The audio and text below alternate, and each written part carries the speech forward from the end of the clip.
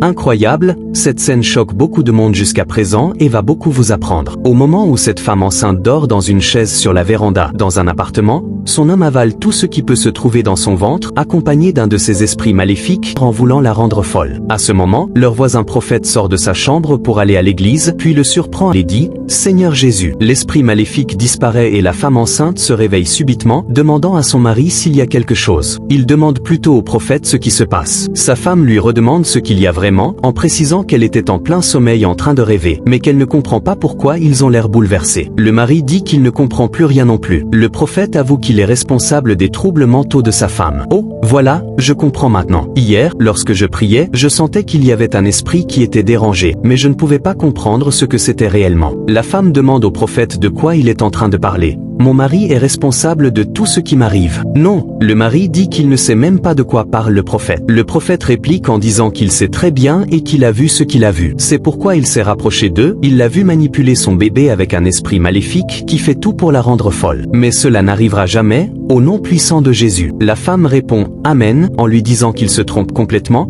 L'homme ici présent ne pourrait jamais être la cause de tous ces malheurs. Regardez cet homme particulier ici, il a toujours été là en toutes circonstances. Il a toujours été mon protecteur. Il m'a même amené dans une grande église de la ville pour voir un prophète qui pourrait me délivrer. Et vraiment, il y avait beaucoup de délivrance là-bas, je l'ai vu. Cette même personne m'emmène souvent prier avec lui. Depuis que nous sommes ensemble, cet homme m'amène chaque semaine à l'église. Cet homme me motive, cet homme pleure avec moi. Il ne pourrait donc jamais être la cause de tous ces malheurs. Le prophète lui dit de bien se rappeler que la Bible dit qu'au dernier moment, beaucoup viendront en son nom mais ne seront pas réellement de lui. Le prophète dit à la femme que son mari connaît bien les gens chez qui il l'emmène. Ce sont des personnes injustes dans ce monde, qui font du commerce illégal et qui sont fausses. C'est chez ces mêmes gens qu'il te traîne de temps en temps. Il sait bien que s'il va au bon endroit, il sera exposé, et c'est dans cette logique qu'il agit. La femme demande à son mari si c'est vrai. Le mari répond à sa femme, comment ça pourrait être vrai? Regarde bien cet homme, c'est un faux prophète. Vraiment faux. Le prophète dit à la femme qu'il sait très bien de quoi il parle et que si le mari ne confesse pas maintenant, son Dieu va l'exposer. Le mari répond d'un ton pitoyable qu'il ne comprend plus rien. J'emmène ma femme dans plusieurs églises. Puis il insinue, vous croyez que je ne veux pas avoir mon propre enfant? Mon grand-père a donné vie à mon père et mon père m'a donné la vie. Alors moi aussi, je suis censé donner la vie. Ma femme est enceinte en ce moment et j'en suis vraiment heureux. Il affirme avec tristesse, c'est mauvais d'avoir de mauvaises intentions envers moi, malgré que tout le monde voit mes efforts. Mais c'est toujours comme ça, et à la fin on finit par me donner raison. Le prophète lui dit de ne pas jouer la comédie pour essayer de dominer sa propre femme avec ses émotions, car il remarque toujours la présence de cet esprit maléfique-là en ce moment même. Le mari dit à la femme, tu vois maintenant, tu vois celui qui est en train de me blâmer jusque-là? Il s'accroche à sa femme et lui demande de le suivre pour rentrer dans la chambre. Le prophète hausse le ton et lui interdit de partir, tu ne vas nulle part. Confesse à l'instant, sinon la puissance divine de Dieu viendra te punir sur le champ. Le mari, fou de rage, lui demande s'il est sûr que tout va bien dans sa tête. Il tient la main de sa femme et part avec elle quand le prophète commence à prier dans le nom puissant de Jésus. À ce moment, le mari est secoué par la puissance divine de Dieu et se tord de douleur. Le prophète prie encore, je le démolis, je l'anéantis au nom puissant de Jésus. Le mari, sans espoir, décide de confesser. Il supplie le prophète en disant qu'il va faire ses aveux. La femme lui demande alors de vite confesser. Il dit qu'effectivement,